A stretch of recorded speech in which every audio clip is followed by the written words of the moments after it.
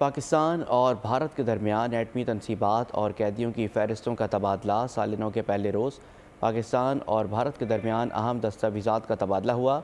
तर्जुमान दफ्तर ख़ारजा के मुताबिक भारतीय वज़ारत ख़ारजा ने पाकिस्तानी हाई कमीशन दिल्ली को पाकिस्तानी कैदियों की फ़हरिस्त फ़राहम की है।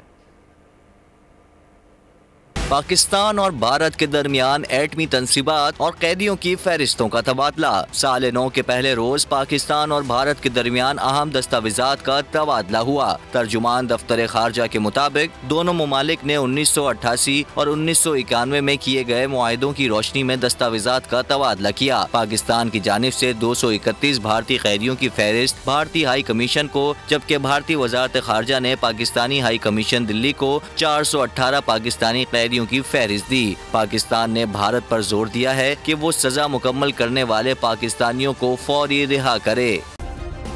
सब्सक्राइब करें और बेल दबाएं ताकि कोई खबर रह न जाए।